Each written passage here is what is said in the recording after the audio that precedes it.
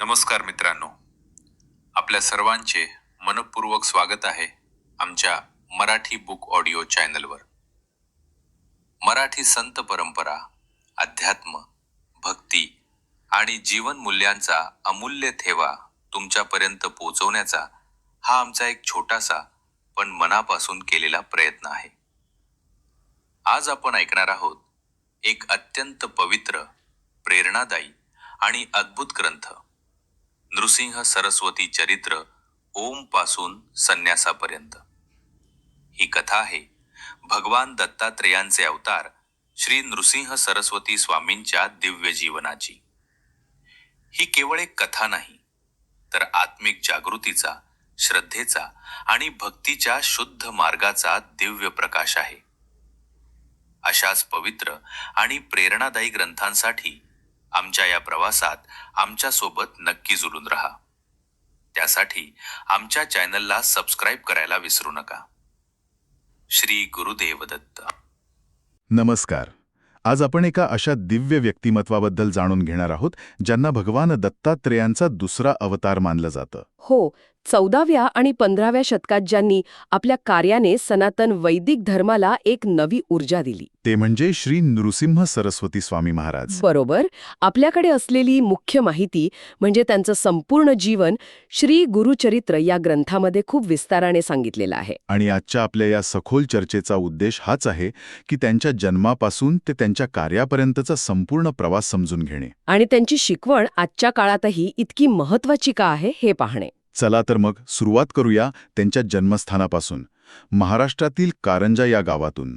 हो, तर आपल्या स्रोतांनुसार श्री नृसिंह सरस्वती यांचा जन्म शके 1300 मध्ये झाला, म्हणजे इसवी सन 1378. बरोबर. कारंजा, जी आज लाड कारंजा म्हणून ओळखलं जातं. त्यांचे आईवडील अंबाभवानी आणि माधव काळे हे एक देशस्थ ब्राह्मण कुटुंब होते. असं म्हणतात की त्यांच्या जन्मापूर्वी ज्योतिषांनी एक भविष्यवाणी केली होती. काय भविष्यवाणी होती ती? की हा मुलगा एक दिव्य अवतार असेल आणि तो सांसारिक बंधने तोडून जगाच्या उद्धारासाठी कार्य करेल. आणि यातली सगळ्यात आकर्षक गोष्ट म्हणजे त्यांच्या जन्मानंतरची. हो, म्हणजे जन्मानंतर बाळ रडतं, पण यांच्या मुखातून ओम हा ध्वनी बाहेर पडला. ओम ध्वनी? हो. आणि त्यानंतर म्हणजे वयाच्या 7व्या वर्षापर्यंत ते फक्त ओमचाच उच्चार करत, दुसरं काहीच बोलत नसत. बापरे. मग त्यांच्या पालकांना तर साहजिकच चिंता वाटली असेल. खूप चिंता वाटली. त्यांना वाटलं की आपला मुलगा मुका तर नाही ना. आणि मग इथेच खरा चमत्कार घडला असं म्हणतात. वयाच्या 7व्या वर्षी. अगदी. जेव्हा त्यांची मुंज म्हणजे उपनयन संस्कार झाले तेव्हा काय झालं? त्यांच्या आईने त्यांना पहिली भिक्षा दिली आणि नरहरी म्हणजे त्यांचं बालपणीचं नाव. हो, नरहरी. त्या नरहरी यांनी स्पष्ट स्वरात ऋग्वेदाचं पठण सुरू केलं. काय सांगताय? तोपर्यंत फक्त ओम म्हणणारा मुलगा थेट ऋग्वेद म्हणू लागला. हो, आणि फक्त ऋग्वेदच नाही, तर त्यानंतर त्यांनी यजुर्वेद, सामवेद आणि अथर्ववेद म्हणून दाखवले. हे तर अविश्वसनीय आहे. तिथे उपस्थित असलेल्या विद्वान आणि पुरोहितांना काय वाटलं असेल तेव्हा? ते सगळे आश्चर्यचकित झाले. ह्या एका घटनेने हे सिद्ध झालं की ते कोणी सामान्य बालक नाहीत, तर एक दैवी अवतार आहेत. आणि इथूनच त्यांच्या कार्याची खरी ओळख सर्वांना झाली. अगदी. पण मग मुंजीनंतर अवघ्या एका वर्षात म्हणजे वयाच्या 8व्या वर्षी त्यांनी घर सोडण्याचा निर्णय घेतला, संन्यास घेण्याचा. हो, ही खरंय. इतक्या लहान वयात आईवडिलांनी कशी परवानगी दिली असेल? साहजिकच त्यांच्या आईने सुरुवातीला परवानगी नाकारली, पण मग असं म्हणतात की त्यांनी आपल्या आईला त्यांच्या खऱ्या दत्तात्रेय स्वरूपाचे दर्शन दिलं. अच्छा. आणि पूर्वजन्मीचं वचन आठवून दिलं. त्यामुळे मग आईने त्यांना परवानगी दिली. त्यांनी असं का केलं याचं काही कारण त्यांनी सांगितलं का? हो, आणि तेच त्यांच्या शिकवणीचं सार आहे. त्यांनी आईला समजावलं की हे जीवन पाण्याच्या बुडबुड्यासारखं आहे. पाण्याच्या बुडबुड्यासारखं? हो, मृत्यू कधीही येऊ शकतो आणि कलियुगात मनुष्याचं आयुष्य तसंही कमी आहे. म्हणजे वेळेचा अपव्यय न करता. बरोबर. जितक्या लवकर शक्य होईल तितकं आत्मउद्धारासाठी आणि ईश्वर प्राप्तीसाठी प्रयत्न करायला हवेत. घर सोडल्यावर ते कुठे गेले? ते पायीच काशीला गेले. तिथे त्यांनी श्रीकृष्ण सरस्वती यांच्याकडून संन्यासाची दीक्षा घेतली. आणि तिथेच त्यांचं नाव श्री नृसिंह सरस्वती असं झालं. हो, ते श्री आदि शंकराचार्यांच्या शृंगेरी मठाच्या परंपरेतील होते. त्यांची मुख्य शिकवण अद्वैत वेदांतावर आधारित होती असं आपण म्हणालो. बरोबर.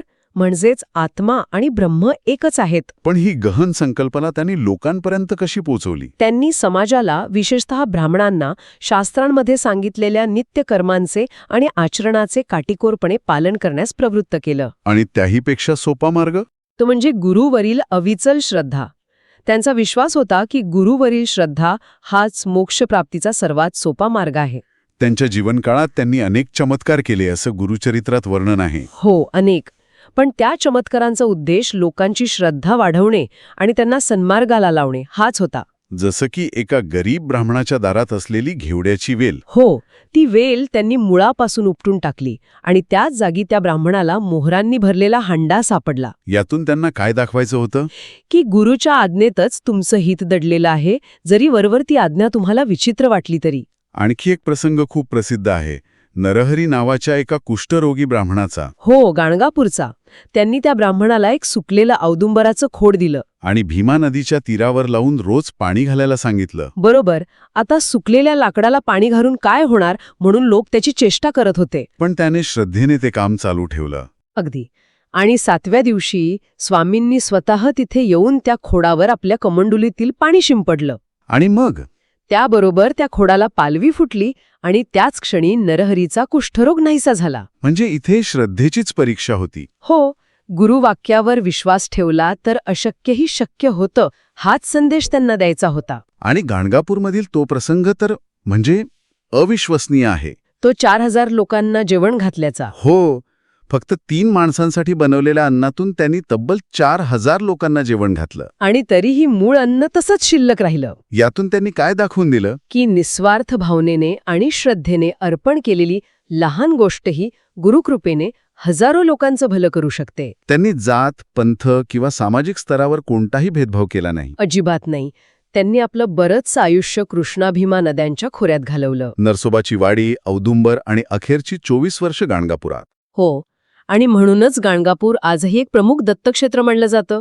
मग आपल्या अवतारी कार्याची समाप्तीची वेळ आली आहे हे जाणून त्यांनी गाणगापूर सोडण्याचा निर्णय घेतला. हो, जाताना त्यांनी भक्तांना एक महत्वाचं आश्वासन दिलं. काय म्हणाले ते? ते म्हणाले, मी फक्त देहाने श्रीशैलम येथे जात आहे, पण माझं आत्मिक वास्तव्य कायम गाणगापुरातच राहील.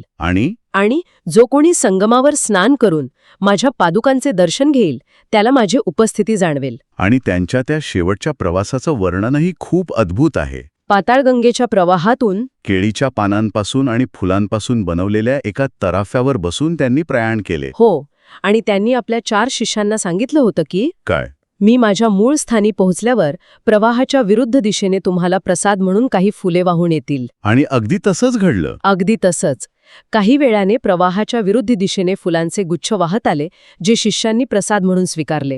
ही घटना शके 1380 म्हणजे इसवी सन 1459 मध्ये घडली. हो, आणि असं मानलं जातं की त्यांनी श्रीशैलम जवळील कर्दळी वनात 300 वर्षांसाठी समाधी घेतली. आणि त्यानंतर तेच श्री अक्कलकोट स्वामी समर्थ म्हणून पुन्हा प्रकट झाले. हो, दत्त परंपरेत ही एक खूप मोठी श्रद्धा आहे. तर ओम या एका शब्दापासून सुरू झालेला हा प्रवास लाखो भक्तांसाठी श्रद्धेचा आणि आशेचा अविनाशी स्रोत बनला. खरंय. श्री नृसिंह सरस्वती यांनी केवळ चमत्कारच केले नाहीत, तर त्यांनी लोकांना धर्माचरणाचा आणि गुरुभक्तीचा खरा अर्थ समजावून सांगितला. त्यांचा प्रभाव इतका खोल होता की त्यांनी ज्या ठिकाणी वास्तव्य केलं ती सर्व ठिकाणं आज पवित्र तीर्थक्षेत्र बनली आहेत. अगदी. गाणगापूरमध्ये आजही त्यांच्या निर्गुण पादुका विराजमान आहेत आणि तिथे त्यांच्या अस्तित्वाचा अनुभव येतो अशी भक्तांची श्रद्धा आहे. जाता जाता ऐकणाऱ्यांसाठी एक विचार सोडून जातो. एखाद्या व्यक्तीचं भौतिक अस्तित्व संपल्यानंतरही त्यांचं आत्मिक वास्तव्य किंवा सजीव उपस्थिती शेकडो वर्षांपर्यंत टिकून राहते. या श्रद्धेमागे नेमकी कोणती शक्ती असू शकते? खरंच विचार करण्यासारखा प्रश्न आहे. ही केवळ भक्ती असते की त्या व्यक्तिमत्वाच्या ऊर्जेचा तो चिरंतन प्रभाव असतो? काय वाटतं मित्रांनो? तुमचं मत आम्हाला नक्की कमेंटमध्ये सांगा. आणि या दिव्य चरित्राच्या श्रवणातून आपल्या अंतःकरणात गुरु कृपेचा प्रकाश सदैव उजळत राहो हीच प्रार्थना. श्री नृसिंह सरस्वती स्वामी यांच्या चरणी नतमस्तक होऊन आजचा हा भाग आपण इथेच थांबवतो. पुढील पुस्तक लवकरच तुमच्यासाठी घेऊन येत आहोत. तोपर्यंत MBA मराठी बुक ऑडिओ चॅनलला नक्की सबस्क्राईब करा. व्हिडिओ आवडल्यास लाईक करा आणि आपल्या मित्रांपर्यंत आवर्जून शेअर करा. श्री गुरुदेव दत्त.